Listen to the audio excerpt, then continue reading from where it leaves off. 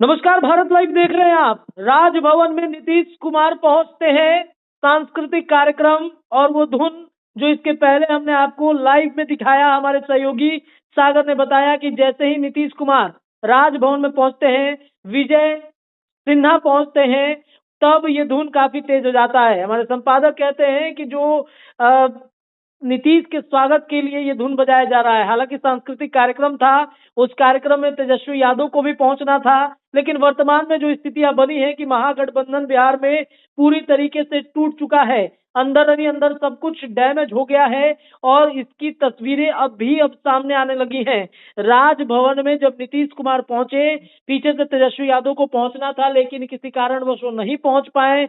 और उसके बाद जो अंदर से तस्वीरें आई हैं कि नीतीश कुमार के ठीक बगल में लगी जो कुर्सी थी, जिस पर डिप्टी सीएम तेजस्वी यादव के नाम का स्टिकर था, उस स्टिकर को अशोक चौधरी ने उखाड़ के फेंक दिया और खुद उस कुर्सी पर जाकर बैठ गए।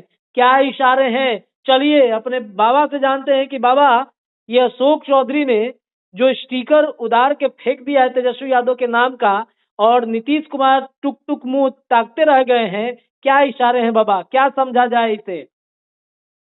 अब इशारा तो वहाँ होता है जहाँ कुछ बचा हुआ होता है। जी।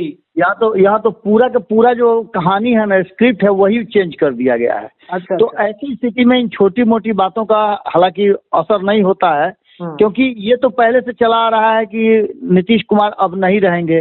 आप राष्ट्रीय जनता दल की बेचैनी देख ही सकते हैं। लेकिन सबसे बड़ी बात यह है कि इतने सब कुछ होने के बाद इतना जल्दी तख्ता पलट हो जाएगा, ये बड़ा मुश्किल लगा। हालांकि राष्ट्रीय जनता दल और जनता दल यूनाइटेड की प्रकृति बड़ा अजब रही है। पोस्टर उखाड़ने और पोस्टर लगाने का परंपरा जो है ना जी, दोनों ही खूब निभाते हैं। आमने सामने दोनों का कार्यालय है।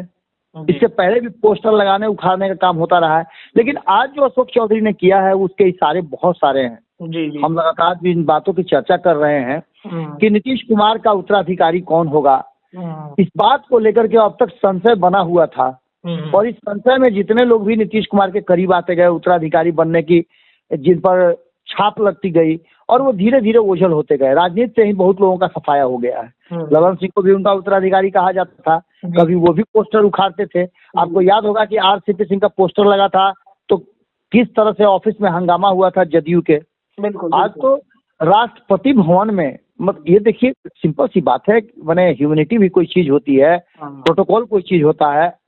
ठीक है, मान लेते हैं कि आपने मन बना लिया है, आप उसके सूत्रधार हैं कि नीतीश कुमार नहीं रहेंगे, लेकिन जहां तक तथ्य उखाड़ करके बैठना अलग बात है, लेकिन तथ्य उखाड़ देना, उस कागज को हटा देना, ये कहीं ना कहीं थोड़ी सी जरूर मतलब लगता है कि उचित नहीं लगा। लेकिन इसके बावजूद में क्या बाबा अशोक चौधरी, मुझे लगता है कुर्सी को पाने के लिए जल्दबाजी में लगे हुए हैं अशोक चौधरी। बिल्कुल, ये स्थितियां आप लगातार देख रहे होंगे कि जिस तरह से अशोक चौधरी वर्सेस ललन सिंह विवाद था, उसमें ललन सिंह को ही कुर्बानी हो गई। अशोक चौधरी नीतीश कुमार के सबसे करीबियों में से आज के समय में है, और उनको ये पता है कि आगे की रणनीति क्या है। ऐसा लगता है जिस तरह से उन्होंने एक्ट किया है कि नीतीश कुमार ने यह सरेंडर कर दिया है कि अब जो करना है आप ही को करना है। आप देख रहे हो पिछले 2 दिन से लगातार हम और संपादक नमन मिश्रा जी इस बात को लेकर के चर्चा कर रहे हैं कि नीतीश कुमार को यदि कोई बचा सकता है अभी वर्तमान बची हुई परिस्थिति में, तो 2 ही लोग बचा सकते हैं। एक भारतीय जनता पार्टी यानी नरेंद्र मोदी, और दूसरा अशोक चौधरी।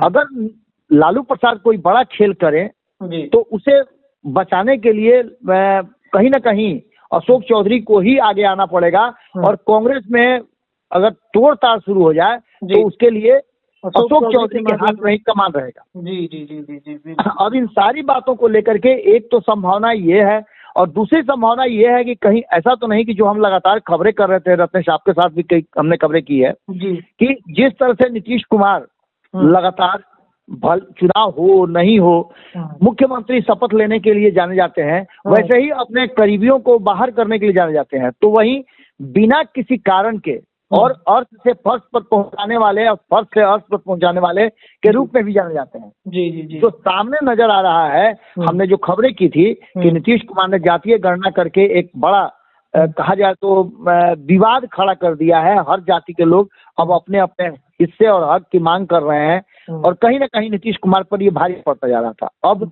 सत्ता में भी मुझे जैसा लग रहा है कि जब नीतीश कुमार एनडीए के साथ आएंगे और एनडीए के साथ वो बिहार की राजनीति में एक बार फिर से सरकार चलाने की प्रक्रिया का शुरुआत करेंगे, उससे पहले शपथ ग्रहण में आपको पूरी तरह से ये कॉम्बिनेशन देखने को मिल सकता है।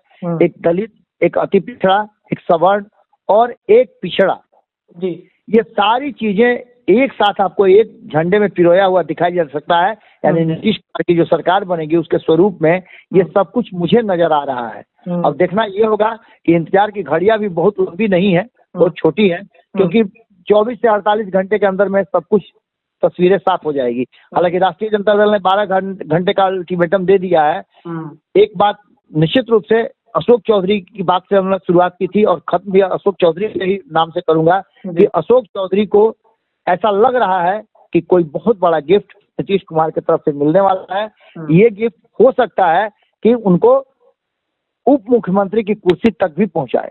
चलिए, तो देखिए बड़ा जानकारी बाबा ने दे दिया है, लेकिन अशोक चौधरी के इशारे भी कहीं ना कहीं इसी पर हो रहे हैं। नीतीश कुमार के बगल वाली कुर्सी जिस पर तेजस्वी यादव का नाम है, जो फिलहाल में अभी उप मुख्यमंत्री हैं, अभी तक नीतीश ने इस्तीफा नहीं दिया है तो अभी उप मुख्यमंत्री ही रहेंगे। लेकिन अशोक चौधरी ने जो स्टिकर फाड़ा है, इससे संदेश काफी ज्यादा बड़ा जा रहा है। फिलहाल अभी के लिए इतना ही, लेकिन चर्चाएं लगातार जारी हैं। जो दर्शकों जुड़े रहिएगा भारत लाइव के साथ। धन्यवाद।